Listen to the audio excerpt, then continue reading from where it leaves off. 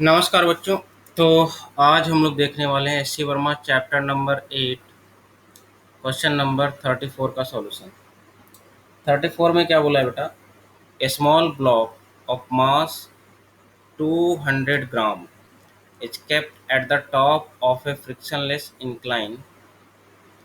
ठीक है, फ्रिक्शनलेस दिया हुआ है ना, which is 10 metre long and 3.2 metre high. तो पहले तो मैं इंक्लाइन बना लेता हूँ, है ना। इंक्लाइन कितना है? 10 मीटर लॉन्ग है एंड ये जो हाइट है वो दिया है कितना? 3.2 मीटर हाई दिया है। ठीक है, ब्लॉक है, कहीं पर भी अब डिफरेंट डिफरेंट सिचुएशन के लिए अलग अलग केस है। तो मास जो है कितना दे दिया है? 0.2 के जी एसआई यूनिट में कन्वर्ट कर लिया एंड बाकी तो यहाँ पे मेंशन कर ही दिया। तो आपसे पूछा है क्या, how much work was required a में to lift the block from the ground and put it at the top. तो यहाँ से उठा के आपको कहाँ रखना है? यहाँ पे। तो ऑब्वियसली आप सोचो, जब यहाँ से उठा के टॉप पे रखोगे तो एक तो क्या होगा, एक तो आप फोर्स लगा रहे होगे, किसी भी डायरेक्शन में लगा रहे हो, मुझे नहीं पता है ना, मतलब एक तो आप लगा रहे होगे फोर्स एंड दूसरा क्या लग रहा होगा? M G. तो यहाँ पे वर्क एनर्जी कंजर्वेशन से जाओगे, work done by all forces equal to क्या करोगे? Change in kinetic energy. अब चूंकि बहुत ही स्लोली स्लोली ले जा रहे हैं यहाँ पे, है ना, क्योंकि जस्ट उठा के रखना है, तो चेंज इन काइनेटिक एनर्जी क्या हो जाएगा? जीरो। तो work done by all forces में दो ही फोर्सेस है, एक तो आपने लगाया और एक क्या हो रहा है? एम जी के चलते जो वर्क डन हो रहा है। तो वर्क डन बाई यू, है ना, to lift the block from the ground, कितना वर्क डन हुआ? तो negative of work done by M G. एक तो ऐसे कर सकते हैं, है ना।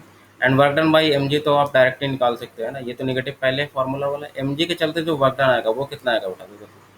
एम जी तो हर एक इंस्टेंट पे नीचे लगेगा, है ना, जबकि डिस्प्लेसमेंट किधर हो रहा है? वर्टिकल डायरेक्शन में, तो ऊपर की तरफ हो रहा है। तो इसमें डायरेक्ट हम लोग एम जी एच लगा सकते हैं, लेकिन work done by M G जो होगा वो खुद नेगेटिव होगा। ठीक है, तो एक तो पहले से नेगेटिव साइन था और work done by M G फिर से नेगेटिव, तो ये क्या हो गया? Positive. That is equal to क्या हो गया? M G H. और ऐसे भी आप देख सकते हो work done by you positive ही होगा, क्योंकि आपने तो फोर्स ऊपर लगाया ना, और डिस्प्लेसमेंट भी किधर हो रहा है? ऊपर ही हो रहा है, तो आपके चलते तो पॉजिटिव ही होगा। तो एक तो आप ऐसे ही पता कर सकते हो। तो एम एम की वैल्यू 0.2 के जी, तो 0.2 रख लिया। जी की वैल्यू 10 ले रहा हूँ मैं। एच की वैल्यू कितना आ गया बेटा? एच की वैल्यू दिया है 3.2 मीटर, है ना। तो एच की वैल्यू ले लिया कितना? 3.2 मीटर। तो ये कैंसिल आउट हो गया, 3.2 इंटू 2, तो ये आ जाए कितना? 6.4 एंड 0।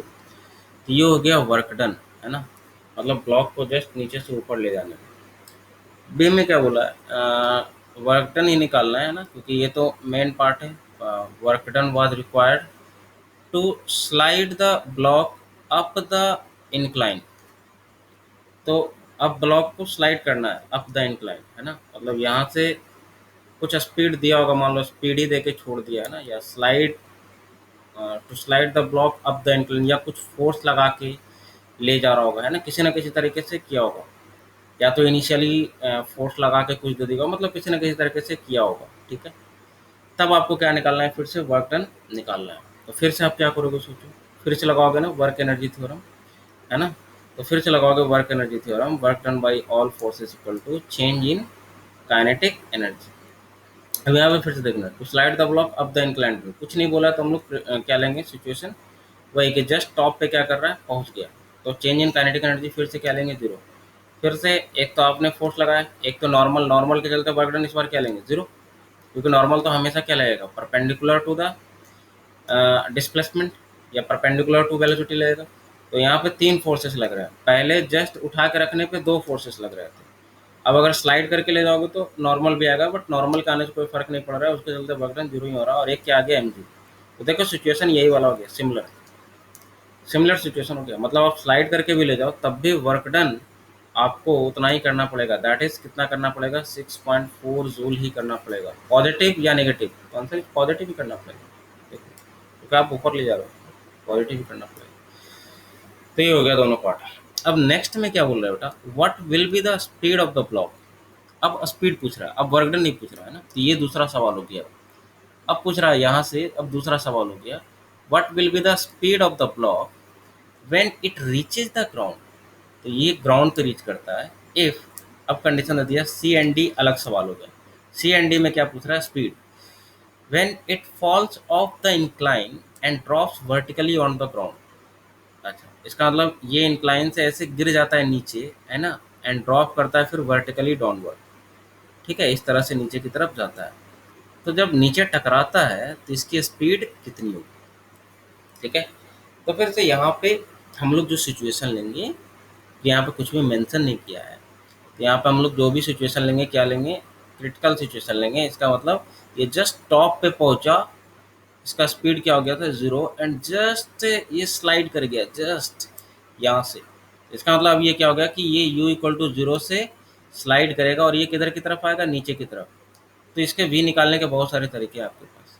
एक तो आप क्या करोगे, डायरेक्टली v इक्वल टू क्या लिख दोगे, √2gh काइनेमेटिक्स का यूज करके। दूसरा आप क्या करोगे, वर्क एनर्जी थ्योरम लगाओगे, तब भी इतना ही आएगा। वर्क एनर्जी थ्योरम में क्या करोगे, इस लेवल का टोटल एनर्जी लिखो, तो इस लेवल पे कितना है टोटल एनर्जी, तो answer is mgh। Potential energy तो है, काइनेटिक एनर्जी तो 0 हो गया ना, है ना। तो इस लेवल पे टोटल एनर्जी mgh। mgh कब लिखा, जब ये वाला जो लेवल है नीचे वाला, वहाँ पे रेफरेंस पोटेंशियल एनर्जी क्या लिया है, 0, है ना, ये वाला रेफरेंस लिया है, पोटेंशियल एनर्जी 0। अब देखो जब नीचे था तो नीचे आएगा तो नीचे कुछ ना कुछ काइनेटिक एनर्जी होगा। काइनेटिक एनर्जी कितना होगा बेटा नीचे आने पे, तो हाफ mv²। तो यही पूरा का पूरा पोटेंशियल एनर्जी, ये जो टोटल एनर्जी ऊपर है ना, ऊपर टोटल एनर्जी कितना, तो पोटेंशियल एनर्जी mgh हो गया एंड काइनेटिक एनर्जी 0। एंड नीचे टोटल एनर्जी कितना, तो नीचे पोटेंशियल एनर्जी 0, क्योंकि रेफरेंस यही हो गया, और काइनेटिक एनर्जी इतना। दोनों क्या होना चाहिए, सेम होना चाहिए। तो यहाँ से आप करोगे mgh equal to half mv², तो ये m से m कट गया, तो फिर से v कितना आ गया, √2gh ही आ गया। मतलब डायरेक्ट काइनेमेटिक्स का भी हम लोग यूज कर सकते हैं, तो कोई दिक्कत नहीं, यहाँ पे तो डायरेक्टली आ जाएगा सर आंसर। √2g की वैल्यू कितना ले रहा हूँ 10, h की वैल्यू तो डायरेक्टली दिया हुआ है कितना 3.2, तो याद आया कितना √6। ये तो कैंसिल आउट हो गया, तो 32 दूना 64, तो ये आ गया कितना लगभग 8। एंड ऐसा यूनिट है तो 8 मीटर पर सेकंड आ जाएगा नीचे जब टकराएगा तो स्पीड। तो ये हो गया सी का आंसर हो गया, है ना। फिर बोल रहा है क्या, स्पीड ही निकालना है ना, स्पीड से ही रिलेटेड क्वेश्चन है सी एंड डी। तो स्पीड ही निकालना है when it slides down the incline. मतलब नीचे की तरफ आ रहा है यार, मतलब इसका मतलब अब ये सिचुएशन एज्यूम करना है कि इसको मैंने ऊपर भेजा था, है ना, तो ये ऊपर स्पीड 0 हो गया और ये जस्ट अब किधर कर रहा है, नीचे की तरफ स्लाइड कर रहा है, तब इसकी स्पीड बतानी है। ठीक है, तो फिर से यहाँ पे अब इसको भी करने के बहुत सारे तरीके हैं। एक तो काइनेमेटिक्स वगैरह भी यूज करके किया जा सकता है ना, वर्क एनर्जी थ्योरम से भी हम लोग कर सकते हैं। तो करने के बहुत सारे तरीके हैं। तो मैं क्या कर रहा हूँ यहाँ पे, एनर्जी कंजर्वेशन वाला फंडा यूज कर रहा हूँ, क्योंकि सरफेस तो स्मूथ दिया हुआ है, जैसे यहाँ पे एनर्जी कंजर्वेशन से यूज किया था, है ना। तो यहाँ पे एनर्जी कंजर्वेशन से जैसे यूज किया था यहाँ भी कर रहा हूँ। तो देखो टॉप पे अभी बात करूँ मैं, रेफरेंस फिर से बेटा यही वाला लिया है, तो ये रेफरेंस हो गया 0। ठीक है, तब बताओ यहाँ पे पोटेंशियल एनर्जी कितनी होगी, तो आंसर इज mgh। एच कौन सा, ये वाला है ना, ये वाला वर्टिकल हाइट जो है वो h है। प्लस काइनेटिक एनर्जी कितना 0, क्योंकि यहाँ पे स्पीड कितना है 0 टॉप पे, नीचे आ रहा है नीचे आ रहा है नीचे आ रहा है, काइनेटिक एनर्जी बढ़ती गई, तो मान लेते हैं यहाँ का स्पीड कितना है v, तो यहाँ पे आके काइनेटिक एनर्जी कितनी होगी, हाफ mv²। और यहाँ का तो रेफरेंस लिया आपने, तो पोटेंशियल एनर्जी कितना हो गया 0। फिर से अगेन दिस टू बिल भी क्या होना चाहिए, सेम होना चाहिए। तो देखो क्या लगता है, रिजल्ट ऊपर वाला ही होगा कि नहीं होगा, दोनों को अगर सेम करोगे तो फिर से v इक्वल टू कितना आ गया, √2gh। इसका मतलब सरफेस अगर फ्रिक्शनलेस हो, है ना, तो ऑब्जेक्ट को या तो यहाँ से डायरेक्टली ड्रॉप कर दो या ऑब्जेक्ट को स्लाइड करवा दो, दोनों कंडीशन में जो स्पीड होगा वो क्या होगा, सेम ही होगा। ठीक है, तो ये आपको यहाँ पे ध्यान देना। तो ये था क्वेश्चन नंबर 34 का सॉल्यूशन। तो नेक्स्ट मिलेंगे हम लोग क्वेश्चन नंबर 35 के